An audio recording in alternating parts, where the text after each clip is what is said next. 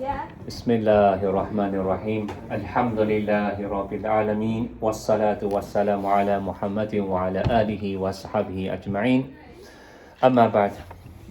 فأعوذ بالله من الشيطان الرجيم بسم الله الرحمن الرحيم يا أيها الذين آمنوا كتب عليكم الصيام كما كتب على الذين من قبلكم لعلكم تتقون أياما معدودات الحمد لله لو شمية دي بركاتونه لو شمية نعمتونه جنرال آلون بيان بيرو دي زوم بما ناو بيرو جنرال دي ني إفطارية دي سيزي مالي آلون توي جاواري الحمد لله دي ني آلون ني دو فليمي جاويا لغارو دي رمضان لاဒီရာမဒန်ဆီယမ်ရဲ့သူ့ရဲ့ရေးကြီးပုံရိုဇာရဲ့အရေးကြီးပုံဖြစ်ပါတယ်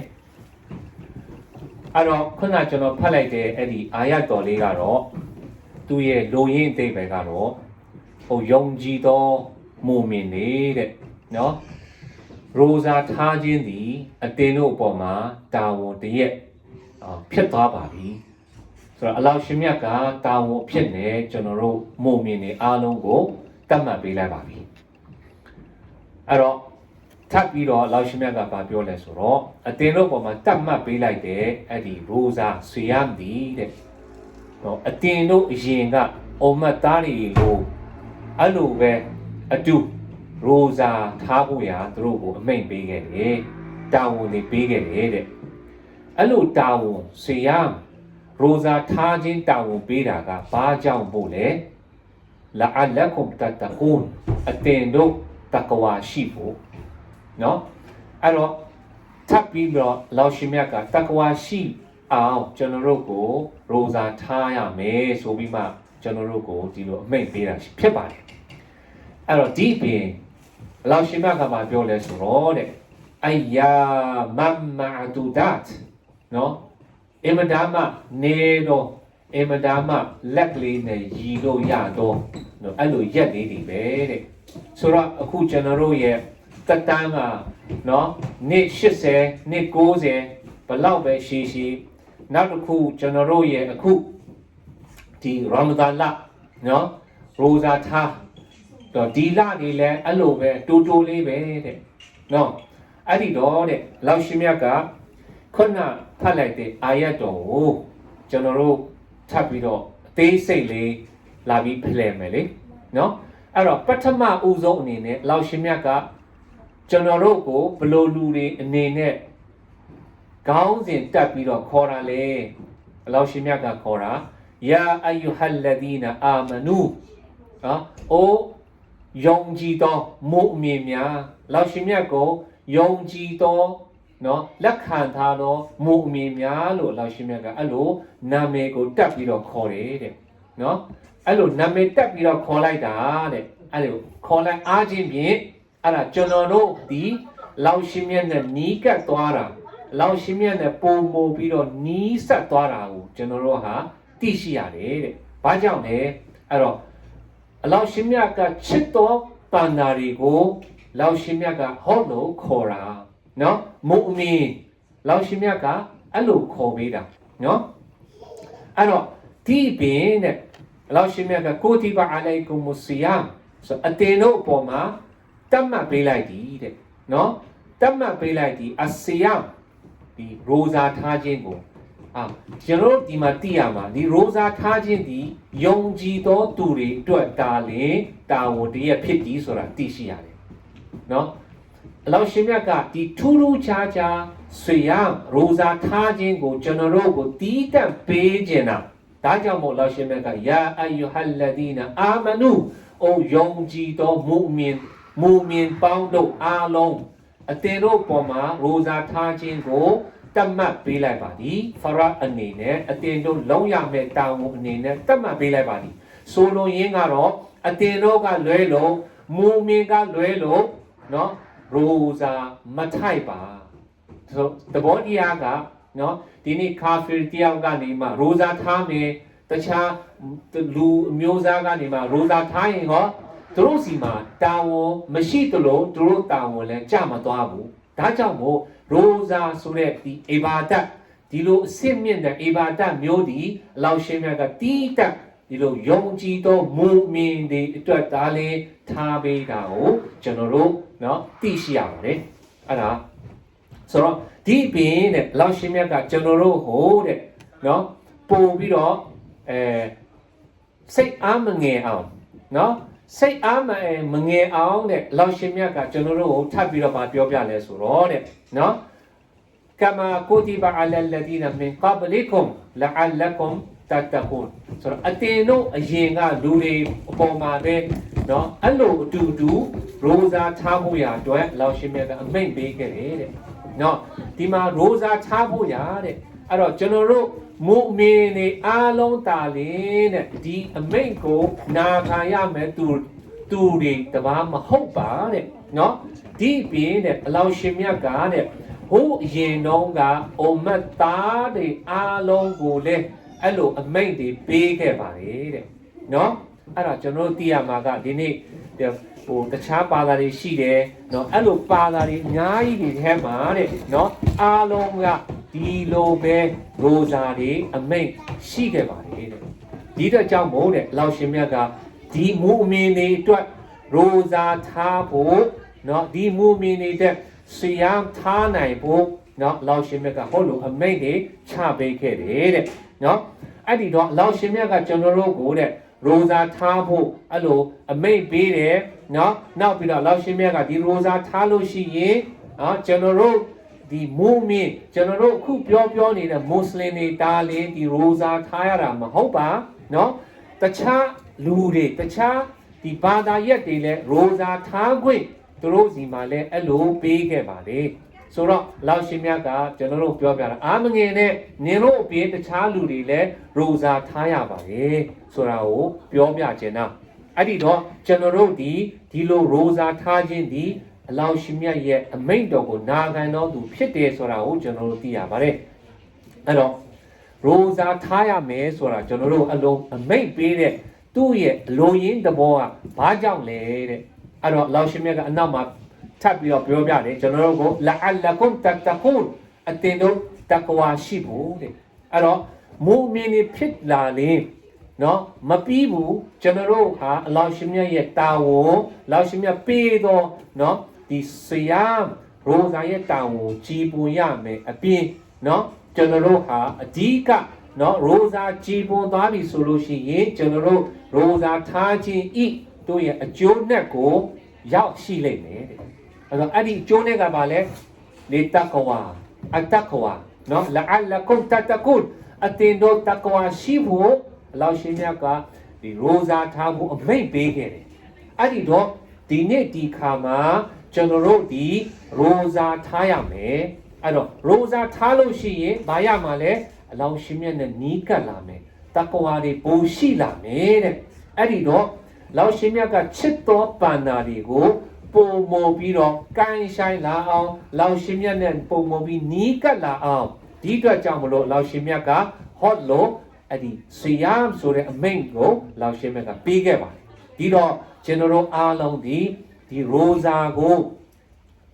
တတ်နိုင်တဲ့ဘက်ကနေပြီးမှကြိုးစားပြီးတော့လုပ်ရမယ်နော်ကျွန်တော်တို့လူငယ်တွေကျမ်းမာရေးရှိတော်သူတွေနော်ဒီအခွင့်အရေးရှိတော်သူတွေကျွန်တော်တို့ရိုဇာဆရာကိုမစွတ်တော့ပါနဲ့เนาะကျွန်တော်တို့ဒီအချိန်ကာလဟာအင်မတန်မှတူလာပါတယ်လောင်ရှင်မြတ်ကပြောပြထားသလိုပဲအယမမာတူဒတ်เนาะရည်လို့ရတဲ့အဲ့လိုရက်ကလေးတွေပါတူညာရဲ့ရက်တွေဟာအဲ့လိုကိုမြန်တာလေဟုတ်ဘူးလားဒီတော့ကြောင့်မို့လို့ဒီနေ့ဒီခါမှာကျွန်တော်တို့เนาะအလုတ်ဆင်းတဲ့ဒီလူငယ်တွေเนาะအလုတ်သွားပြီးတော့ဝန်ထားတဲ့ဒီကျွန်တော်တို့ရဲ့ဒီတငယ်ချင်းတွေနော်ရမ်ဇာလာမှာအင်မတန်မှပြင်ပန်းနေဒါပေမဲ့ကျွန်တော်တို့ဟာတီးကံပါစပတ်လောက်ပါဒီတော့ကျွန်တော်တို့ရဲ့ဒီရိုဇာကနေပြီးမှပဲကျွန်တော်တို့ဟာတက္ကဝါကိုသွားပြီးတော့ရရှိနိုင်မယ်အဲ့တော့ကျွန်တော်တို့တက္ကဝါကိုရရှိပြီဆိုလို့ရှိရင်အလောင်းရှင်မြတ်နဲ့ပုံမပြီးနီးဆက်သွားလိမ့်မယ်လေ အဲ့တော့အလောရှင်မြတ်ကကျွန်တော်တို့ကိုချစ်တယ်ဆိုပြီးမှကျွန်တော်တို့ကိုဒီလိုအမိန့်ပေးခဲ့တာပါပုံပေါ်ပြီးတော့ကျွန်တော်တို့ ਨੇ အလောရှင်မြတ်နဲ့ပုံပေါ်ပြီးနီးကပ်လာအောင်လို့အလောရှင်မြတ်ကအဲ့လိုအမိန့်ပေးခဲ့တာဖြစ်တယ်ဒါကြောင့်မို့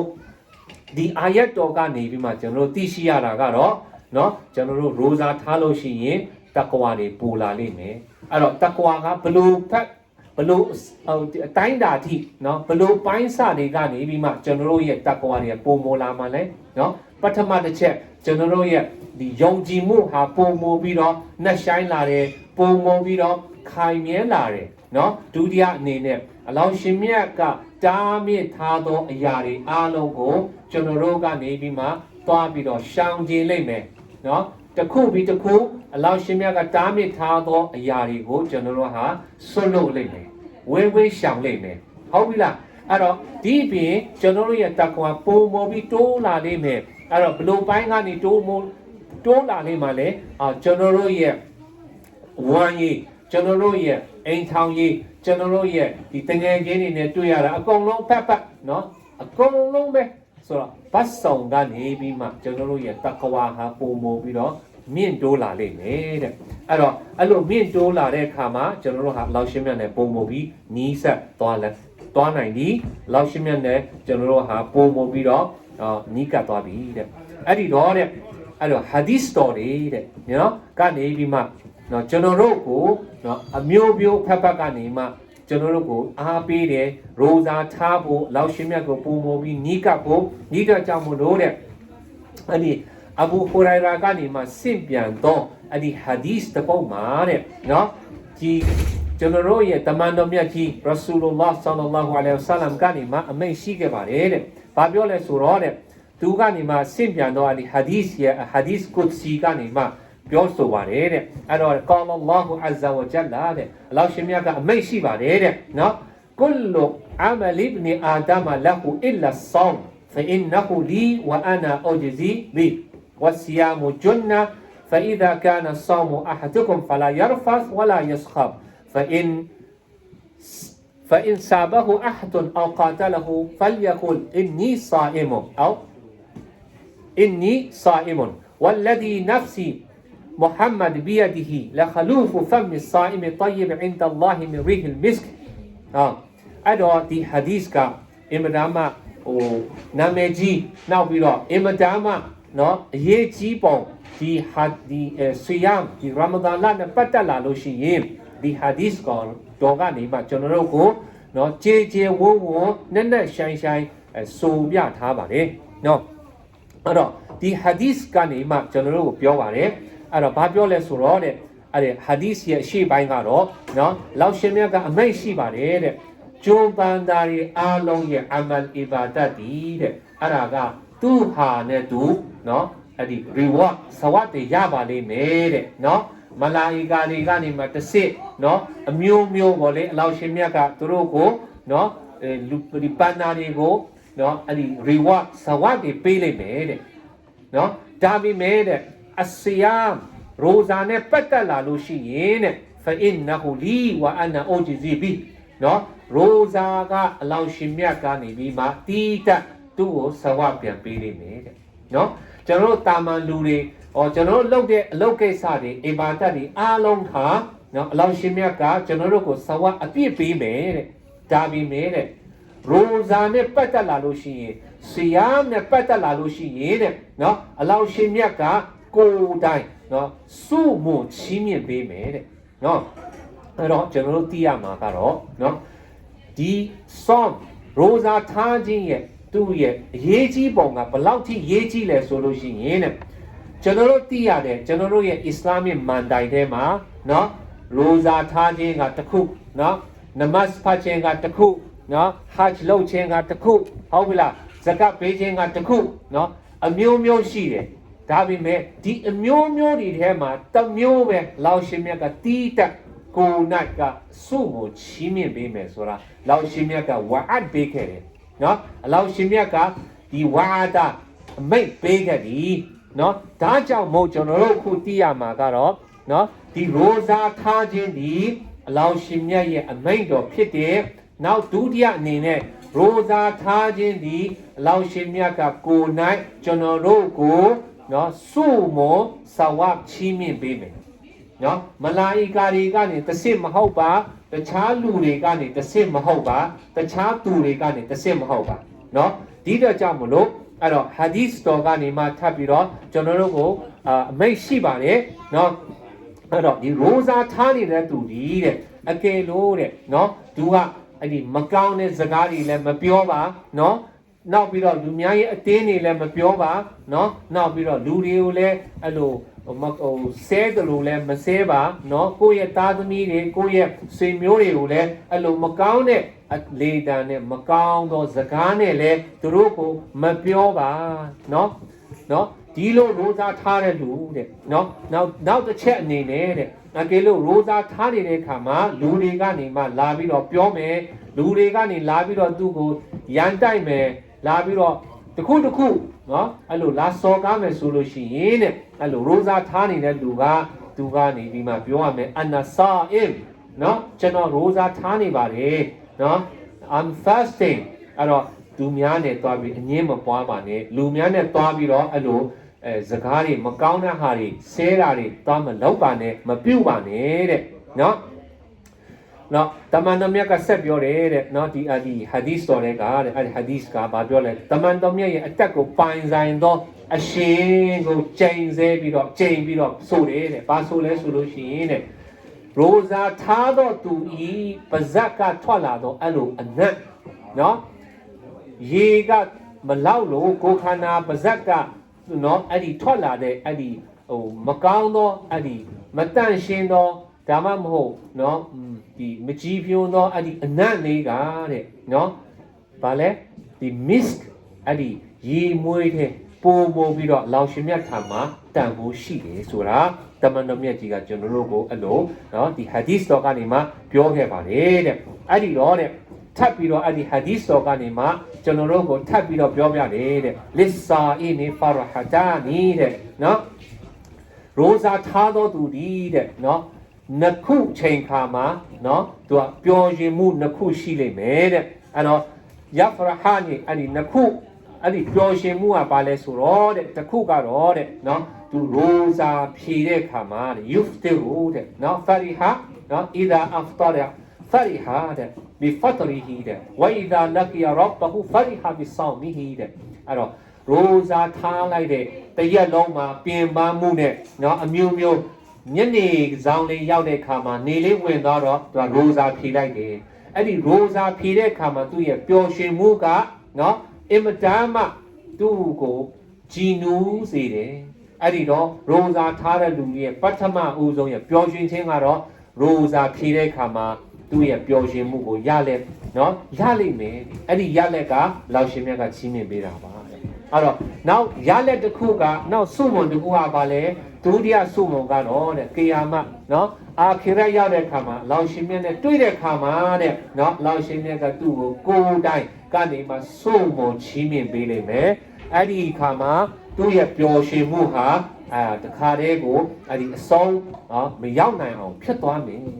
ဆိုတော့အဲ့ဒီ roza ထားတဲ့လူကဒီလိုကောင်းမှုတွေရှိပါတယ်အဲ့တော့တမန်တော်မြတ်ကဒီ hadith တော်ကိုစီကနေမှကျွန်တော်တို့ကိုအမိန့်ရှိခဲ့ပါတယ်တဲ့အဲ့ဒီတော့တဲ့ဒီအပြင်တဲ့ roza နဲ့ပတ်သက်လို့တဲ့ကျွန်တော်တို့ကတော့ကြားဘူးတာတွေเนาะအမျိုးမျိုးရှိပါတယ်เนาะအဲ့ဒီတော့တဲ့ဒီထက်မှာတဲ့တမန်တော်မြတ်ဆလ္လာလာဟူအလိုင်ဝါဆလမ်ကဒီအပြင်ကျွန်တော်တို့ကိုထပ်ပြီးတော့အမိန့်ရှိပါတယ်တဲ့ဘာအမိန့်ရှိလဲဆိုတော့တဲ့အဲ့တော့အဲ့ဒီ hadith တော့နောက်တစ်ပုဒ်ကနေမှာတဲ့အဲ့ဒီမူအာဒ်ဘ်နူဂျဘန်ကနေဆင့်ပြန်တဲ့ရာဒီယာလောအန်ဟူအဲ့ဒီ hadith တော့တစ်ပုဒ်နေเนาะအဲ့ကဘာပြောလဲဆိုတော့တဲ့အန်နနဘီယာဆလ္လာလာဟူအလိုင်ဝါဆလမ်တမန်တော်မြတ်ဆလ္လာလာဆလမ်ကဆိုပါတယ်တဲ့เนาะဘာပြောလဲဆိုတော့ကောလာအလာအတုလုကအလာအဘဝဘီလ်ခိုင်เนาะအတင့်ကိုတဲ့အဲ့ဒီလမ်းကောင်းเนาะအဲ့ဒီအလုတ်ကောင်းတာလေးတွေတကယ်ကိုကောင်းတဲ့အလုတ်လမ်းလေးပြရင်မကောင်းဘူးလားเนาะအဲ့တော့တဲ့ဟုတ်ပါပြီတဲ့တမန်တော်များတဲ့နော်ကုလ်တိုဘလာယာရဆူလလာအလောရှင်မြတ်ရဲ့စေတမန်ကြီးဟုတ်ပါလောက်ပါပြောပါကျွန်တော်အမြဲပြောပါကာလာအဆောင်နော်အဆောင်ဂျွန်းနာအဆောင်ရိုဇာဒီနော်ဆွေရရိုဇာထားခြင်းဒီတဲ့သူကဘာလဲဂျွန်းနာတဲ့အတင်ရဲ့အတွက်တိုင်တစ်ခုဖြစ်တယ်တဲ့နော် ကာကွယ်ပေးလို့ရတယ်နင့်ကိုကာကွယ်ပေးလို့ရတယ်အထက်ဘက်ကနေမှာတဲ့အဲ့တော့တမန်တော်မြတ်ကဆက်ပြောတယ်တဲ့ဝါဆဒကာတဲ့တုတ်ဖီလ်အလ်ခတီအာဆဒကာဒီတဲ့နော်ဆဒကာပေးခြင်းဒီတဲ့နော်အတင်းရဲ့အဲ့ဒီလောက်ခဲ့တော့အမားတွေကိုတဲ့ဖယ်ရှားပေးနိုင်ပြီတဲ့နော်အဲ့တော့တဲ့ကမာယုတ်ဖီအလ်မာအူနာတဲ့ရေကမီးကိုနော်တိတ်ဆိတ်နော်အဲ့ဒီရေကမီးကိုငြိမ်သွားအောင်လုံနိုင်တယ်လို့ပဲတဲ့အဲ့တော့တဲ့ဒီရိုဇာထားခြင်းဒီတဲ့လူတွေကိုနော်ဒီရိုဇာထားတဲ့လူကိုကာကွယ်ပေးလို့ရတယ်လို့စောတကာထားခြင်းစောတကာလှုပ်ခြင်းဒီစောတကာပြုတ်ခြင်းဒီအဲ့တော့ကျွန်တော်တို့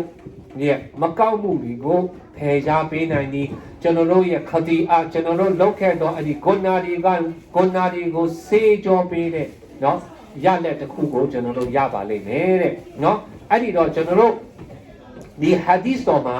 သိရတာနောက်တစ်ခုကဘာလဲဆိုတော့တဲ့ရိုဇာထားခြင်းကတော့ကျွန်တော်တို့လူတွေအားလုံးရိုဇာထားနိုင်သောသူတွေရိုဇာထားသောသူတွေအားလုံးကိုမလုပ်ပေးနဲ့ကာကွယ်ပေးတယ်ဘလို့အရာတွေကနေကာကွယ်ပေးတယ်နော်အရာကနေပြီးမှမကောင်းသောနော်မကောင်းသောအချက်လက်တွေအားလုံးကနေမှကာကွယ်ပေးတယ်အဲ့ဒီမကောင်းသောအချက်လက်တွေထဲမှာဘာတွေရှိသလဲဟာအဲ့ဒီမှာကျွန်တော်တို့ကိုယ်၌ကိုကနော် nafs amara ကျွန်တော်တို့ရဲ့နှလုံးမှာရှိတဲ့ကျွန်တော်တို့ရဲ့စိတ်ထဲမှာရှိတော့အဲ့ဒီ nafs amara မကောင်းကျိုးကိုအားပေးတော့အ nafs ကိုကိုယ့်ဟာနဲ့ကိုထိန်ချုပ်နိုင်တဲ့စွမ်းအားလေးတွေလောက်ရှင်မြတ်ကထည့်ပေးလာတယ်ကျွန်တော်တို့ကိုရိုဇာထားခြင်းကနေပြီးမှလောက်ရှင်မြတ်ကဒီစွမ်းအားလေးတွေချီးမြှင့်ပေးပါမယ်အဲ့တော့ကျွန်တော်တို့ကိုဒီလူတွေကနော်အမျိုးမျိုးပဲဒီရိုဇာထားတဲ့အကြောင်းကနေဟိုအကြောင်းအရာလေးတွေပြောပြတယ်နောက်တစ်ခုကျွန်တော်တို့ဟာရိုဇာထားတဲ့လူတွေပေါ်မှာဒီလိုကောင်းကျိုးတွေကိုကျွန်တော်တို့လည်းမြင်ရပါတယ်ဒါပေမဲ့ကျွန်တော်တို့ဟာတစ်ခုတစ်ခါအချိန်တစ်ခါမှာကိုယ့်ဟာနဲ့ကိုယ်နော်ဒီလိုရိုဇာထားပြီးတော့ဒီလိုကောင်းလက်ဒီလိုကောင်းချက်လေးတွေရလာတဲ့အခါမှာကျွန်တော်တို့ဟာသတိမထားမိဘူးဆိုလို့ရှိရင်အဲ့ဒါကျွန်တော်တို့ဟာတော်လို့သတိမထားမိဘူးဆိုလို့ရှိရင်ကျွန်တော်တို့မှာတကယ်ကိုအဲ့လိုဒုက္ခတွေရောက်သွားလိမ့်မယ်တဲ့နော်အဲ့ဒီတော့တဲ့ကျွန်တော်တို့စီမှာနော်ဒီလို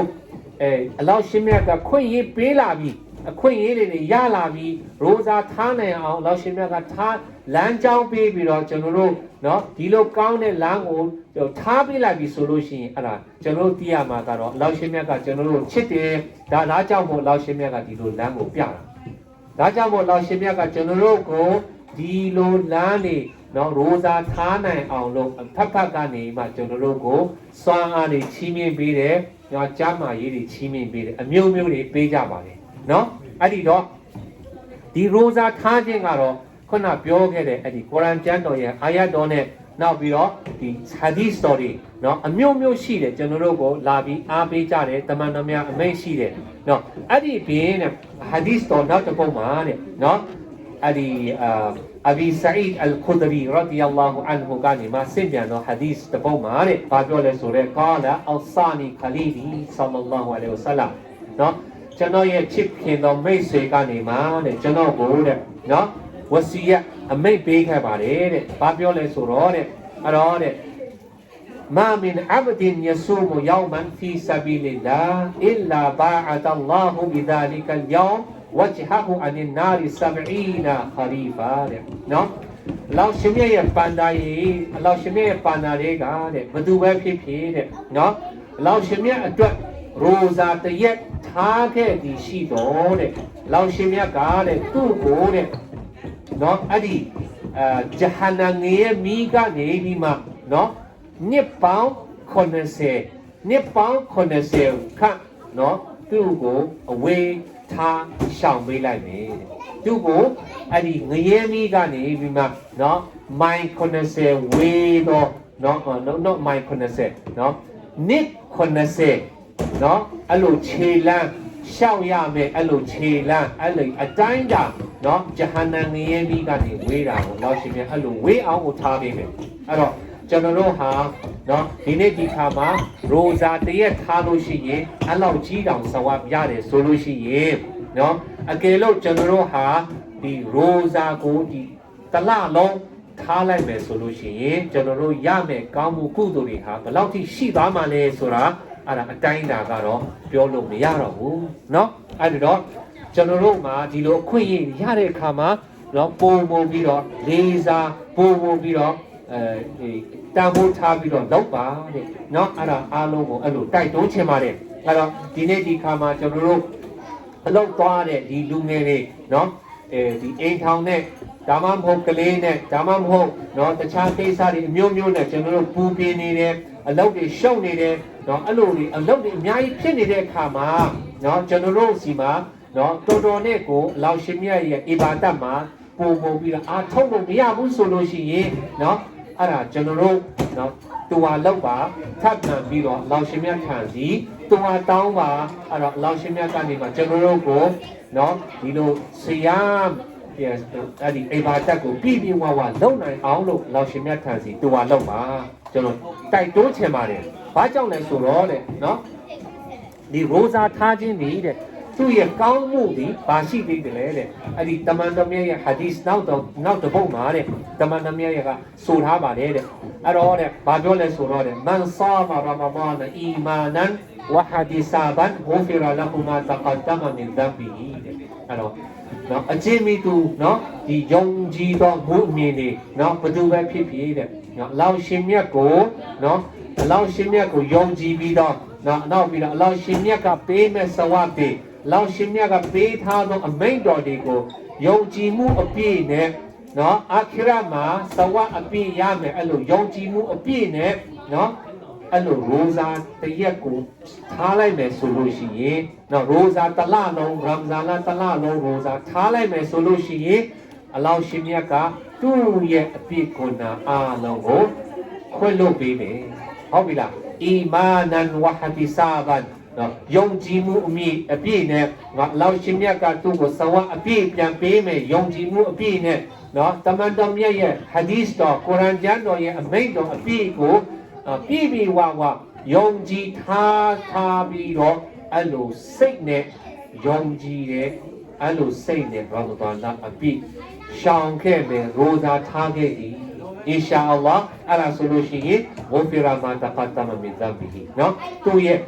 လောက်ခဲ့တော့အလုံးတွေအဲ့ဒါမကောင်းမှုကြိုးတွေအားလုံးဟာအလောင်းရှင်မြတ်သူ့ကိုခွင့်လွှတ်ပေးမယ်ဟုတ်ပြီလားအဲ့တော့အလောင်းရှင်မြတ်ကသူ့ကိုခွင့်လွှတ်ပြီးပြီဆိုလို့ရှိရင်လောက်ခဲ့တော့မကောင်းမှုတွေအားလုံးခွင့်လွှတ်လိုက်ပြီဆိုလို့ရှိရင်အဲ့ဒါဘာသဘောတရားကိုကျွန်တော်တို့မြင်ရတာလေဟာအဲ့ဒါကျွန်တော်တို့ဟာအင်မတန်မှကံကောင်းတော့ဖူးစာကောင်းတော့ဆိုပြီးဖြစ်ကြဆိုတာသိရမယ်လောင်းရှင်မြတ်ကအားလုံးကိုခွင့်လွှတ်ပြီးပြီဆိုလို့ရှိရင်အဲ့ဒါဂျန်နတ်ကိုတောင်းလျှောက်သွားလို့ရတယ်လေဟုတ်ဘူးလားအဲ့တော့ကျွန်တော်တို့ဒီနေ့ဒီခါမှာဒီလိုကျမ်းမာရေးနဲ့ဒီလိုခွင့်ရလာပြီဆိုလို့ရှိရင်ကျွန်တော်တို့အားလုံးဒီလောင်ရှင်မြတ်ရဲ့ချစ်တော်ဒီပန္နာတွေဖြစ်လာပြီလောင်ရှင်မြတ်ရဲ့ချစ်တော်အလုပ်တွေကိုကျွန်တော်တို့လုပ်ရမယ်လောင်ရှင်မြတ်ရဲ့နော်ပြဋ္ဌာန်းထားတော့လမ်းတွေပေါ်မှာကျွန်တော်တို့ဟာရှောက်ရမယ်ဒါကြောင့်မို့ကျွန်တော်တို့ဒီနေ့ဒီခါမှာဘလောက်ပဲအခက်အခဲဖြစ်နေရိုဇာကိုထားနိုင်တော့သူဒီထားပါနော်သူတပင်းကတော့ကျွန်တော်တို့လူငယ်တွေပေါ့လေဟုတ်ပြီလားလူငယ်တွေအဲ့တော့အဘူခရရာရဲ့အဲ့ဒီဟာဒီစ်တော်လေးနော်အဲ့ဘာပြောလဲဆိုတော့အဲ့ဒီဟာဒီစ်တော်နောက်တစ်ပုဒ်မှာတဲ့အန်နာရဆူလလာဆလ္လာလာဟူအလိုင်ဝါဆလမ်တမန်တော်မြတ်ကအမိန့်ရှိပါတယ်တဲ့မန်အဖ်တာရယောမန်မင်ရမဒါနာနော်မင်ဂိုင်ရီရုခ်ဆတ်င်ဝလာမရဒင်နော်လမ်ယကဒီဟီဆာမုဒဟရီကုလ်ဒီလိုဒုတိယကနေနော်ရမ်ဇာန်လမှာနော်သူအကြောင်းအရာမရှိပဲနဲ့ဟုတ်ပြီလားနော်ကျမ်းမာရေးလည်းရှိတယ်နော်လူငယ်လည်းလူငယ်အလုပ်လည်းမပြင်းမဘူးဘာကိစ္စမှလည်းမရှိဘူးနော်အဲ့လိုချိန်နော်အဲ့လိုဖြစ်နေတဲ့နော် state ထက်ကိုတဲ့သူကရမ်ဇန်ကိုသူကတမင်မထားဘူးအဲ့လိုလူဆိုလို့ရှိရင်တဲ့ရိုဇာတရက်ကိုစွန့်လွတ်လိုက်လို့ရှိရင်တစ်နှစ်လုံးမှာနော်အဲ့ဒီဘယ်ရက်ဒီပဲဖြစ်ပြန်ပြီးတော့တဲ့ရိုဇာထားရင်တဲ့အဲ့ဒီတရက်ကိုပြန်ပြီးခါပါတော့လုပ်လို့မရဘူးတဘောကရမ်ဇန်လထဲမှာကျွန်တော်တို့ဒီသူ့ရဲ့ပရကတ်ကဘလောက်ထိကြီးလဲဆိုတာကိုနော်ကျန်တဲ့ရက်တွေကျွန်တော်တို့တစ်နှစ်ပတ်လုံးရိုဇာထားလိုက်လို့နော်ဒီရက်တရက်တောင်ကိုနော်ကျွန်တော်တို့ equal မညီမျှဘူးဆိုတာသိရတယ်ဆိုတော့ရမ်ဇန်လထဲက ရက်တရက်ကအဲ့ဒီတဲ့တန်ဖို့အများကြီးရှိတယ်ဆိုတာကျွန်တော်တို့သိရပါမယ်အဲ့တော့ဒီခါမှာကျွန်တော်တို့ရမ်ဇာန်လအတွင်းမှာဒီလိုကောင်းတဲ့เนาะဖော်ရစာအခွင့်အရေးလေးကျွန်တော်တို့ရနေပါပြီဆိုတာကျွန်တော်တို့လည်းဒီလိုအခွင့်အရေးလေးကိုကောင်းကောင်းလေးတောင်းလိုက်ပါเนาะဒီလိုကျမ်းမာရေးလေးဒီလိုအချိန်လေးဒါနဲ့ကျွန်တော်တို့ဟာလောင်ရှင်မြတ်အတွက်ရိုဇာထားတဲ့နီယတ်ဖြူဖြူစင်စင်နဲ့ရိုဇာထားပြီးဆိုလို့ရှိရင်အလ်ဟမ်ဒူလ illah เนาะအီမာနန်ဝဟဒီဆာဘန်ကျွန်တော်တို့ယုံကြည်မှုပြည့်နဲ့လောက်ပြီးဆိုလို့ရှိရင်လောင်ရှင်မြတ်ကကျွန်တော်တို့ရဲ့အဘိကွန်နာတွေကိုเนาะရမ်ဇန်ပြီးတာနဲ့အင်ရှာအလ္လာဟ်အကုန်လုံးခွင့်လို့ပေးလိမ့်မယ်အဲ့တော့hadith story ကျွန်တော်တို့ကအဲ့လိုအမိန့်တွေလာပေးနေကြတယ်ကျွန်တော်တို့ကလာပြောပြတယ်အဲ့တော့ကျွန်တော်တို့အနေနဲ့ကျွန်တော်တို့မှာเนาะဘလောက်ထိဟိုအလုပ်ပဲများဘလောက်ထိပဲအလုပ်တွေရှုပ်နေကျွန်တော်တို့ဟာเนาะဘာမှအဲ့လိုဟိုဒီဘာလဲကျွန်တော်တို့ excuses ပေါ့လေเนาะအခွင့်ပန်ဖို့ဒါမှမဟုတ်လို့ရှိရင်လောက်ရှင်မြတ်ရဲ့အဲ့ဒီခွင့်လေးပန်ပြီးတော့လေကျွန်တော်ရိုဇာမထားတော့ဘူးကျွန်တော်အလုံးနဲ့ဒါမှမဟုတ်ကျွန်တော်အိမ်ထောင်နဲ့ဆိုတော့အဲ့ဒါမိုးလေးမလောက်ပါနဲ့เนาะအဲ့တော့ဒါကြောင့်မို့လဲအလောရှင်မြတ်ကဆူရာဘကရာအာယတ်တော်100နဲ့မှ85မှာတဲ့ထပ်ပြီးတော့ပြောတယ်တဲ့ شهر رمضان الذي أنزل فيه القرآن هدى للناس وبينات من الهدى والفرقان သူရဲ့လူရဲ့အတိတ်ပဲကတော့တဲ့နော်ဒီရမဒန်လမှာအလောရှင်မြတ်ကကုရ်အာန်ကျမ်းတော်မြတ်ကိုချပေးသည်တဲ့နော်ရမဒန်လမှာအလောရှင်မြတ်ကကုရ်အာန်ကျမ်းတော်မြတ်ကိုချပေးတယ်တဲ့ဘာကြောင့်မို့လဲဟိုတန်လင်နတ်လူတွေကိုဟေတာယပေးဖို့ဖြစ်ပါတယ်တဲ့နော်အဲ့တော့ကျွန်တော်တို့ဟေတာယရခြင်းတော်သူတွေနော်အလောရှင်မြတ်ပေးတော့နော်ရဟမတ်တွေလောင်ရှင်မြတ်ပြထမ်းသောလမ်းတွေတမန်တော်မြတ်ပြတဲ့လမ်းတွေကျွန်တော်တို့ရဖို့အတွက်မလုပ်ရမလဲနော်ဒီရမ်ဇန်လမှာဘာရကတ်ယူရမှာလေအဲ့တော့ရမ်ဇန်လရဲ့အဓိကလောက်ကပါလဲဆရာရိုဇာထားခြင်းဖြစ်ပါလေရိုဇာထားခြင်းဖြစ်ပါလေအဲ့တော့လောင်ရှင်မြတ်ကဒီလိုမူမြတ်တဲ့လမှာကုရ်အာန်ကျမ်းတော်မြတ်ကြီးကိုချပေးတာဘာကြောင့်မို့လဲဒီကုရ်အာန်နဲ့ဒီလဟာဆက်ရှိနေတာကိုပြောပြကြတယ်ဒါကြောင့်မို့ကျွန်တော်တို့ဟာဒီခွင့်ရလေးယူပြီးတော့ကုရ်အာန်ကျမ်းတော်ကိုကျွန်တော်ဒီလမှာဖတ်ပြရမယ်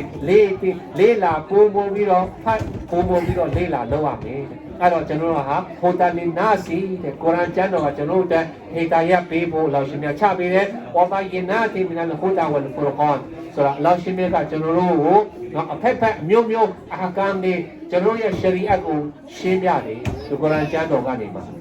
အဲ့တော့အလ်ဟမ်ဒူလ illah အဲ့တော့တမန်တော်မြတ်ဟာဒီသ်တော်နော်ကုရ်အာန်ကျမ်းတော်မြတ်အာယတ်တော်အဲ့တော့ကျွန်တော်တို့ကိုဒီရမဒန်လရဲ့အရေးကြီးပုံကျွန်တော်တို့ကိုပြောပြနေပြီးရှင်းလင်းဖြစ်အောင်လို့ကျွန်တော်တို့ကိုနော်အထက်ဘက်ကနေဒီမှာဒီလောက်ရှင်းမြတ်ကကျွန်တော်တို့တိုက်တွန်းနေလာပြီးတော့အမိန့်ရှိတယ်အဲ့ဒီတော့ကျွန်တော်တို့အားလုံးအနေနဲ့ရိုဇာကို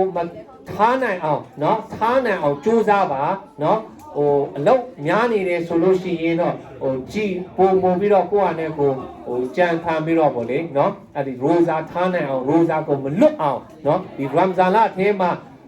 ရက်30ဆိုရက်30ရမ်ဇန်လအပြည့်ထားနိုင်အောင်လို့ကြိုးစားပါအဲ့တော့အင်ရှာအလ္လာဟ်တမန်တော်မြတ်ကကျွန်တော်တို့ဘူရှရာပေးခဲ့ပါတယ်ငါရိုဇာတလလုံးရမ်ဇန်တလလုံးနော်အီမာနန်ဝဟဒီဆာဘန်ယုံကြည်မှုအပြည့်နဲ့ရိုဇာထားခဲ့သည်အလောင်းရှင်မြတ်ကသူ့ရဲ့အပြည့်အားလုံးကိုနာတွေကိုခွင့်လွှတ်ပေးလိမ့်မယ်အဲ့တော့အင်ရှာအလ္လာဟ်လောင်းရှင်မြတ်အနေလိုတော်နဲ့ကျွန်တော်အားလုံးဒီရမ်ဇန်လထဲမှာရိုဇာပြည့်ထားနိုင်အောင်လို့အားလုံးကြိုးစားပေးပါအားလုံးကိုလည်းတိုက်တွန်းချင်ပါတယ်ဝါခီရူတာဝါနာလ်ဟမ်ဒူလ illah ရဘ်ဘီလ်အာလမင်